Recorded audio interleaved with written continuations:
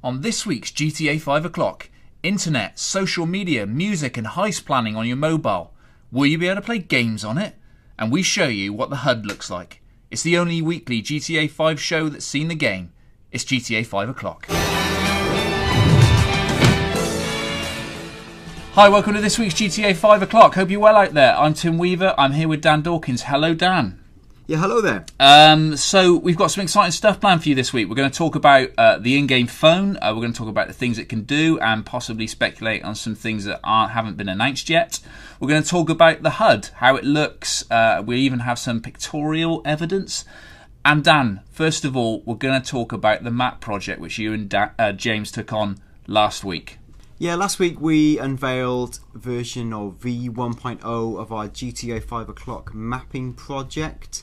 Thank you all for your feedback. The thing that I thought was the most frustrating really was that a lot of people were taking our map as gospel when we quite clearly flagged it as like a combination of Rockstar's leaked map from the special edition, which is accurate because we think our version of Los Santos the city is really accurate and really close. And again, we'll get to a thing where people have corrected us perhaps on the position of Michael's house, which is fair enough. But broadly, you've got to understand that everyone who's arguing about the GTA 5 map online, none of those people have seen the game.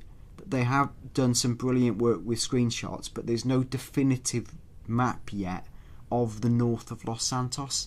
So I really wouldn't get obsessed about whether map A is bigger than map B and how that relates to Rockstar's promises. Do you mean the area north of Los Santos or the actual northern fringes of the city? Well, there's just the surrounds and the countryside surrounding the city. Like Rockstar have said this is their biggest open world ever and it's 3 times the size of Red Dead Redemption.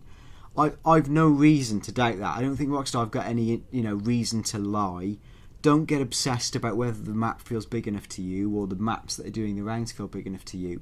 I think because we were chatting with Tim, who was away last week, and you were saying, Tim, that from our demo when we actually saw it, yes, we've seen it, and to be fair, unfortunately, my brain isn't a working video camera, so I can't go and whiz back and say exactly things were a certain way. But you do remember broadly the scale and proportions. You were saying, Tim, you felt like when we were dropping in on the parachute and we were looking towards Los Santos, it felt like 25% of the overall geography and map. Yeah, I mean that's certainly the impression I got. As we said before on the show, and also I put in my written preview that I did for CMVG. We weren't given a 360-degree view of the map when we were coming, skydiving down out of the helicopter as Franklin.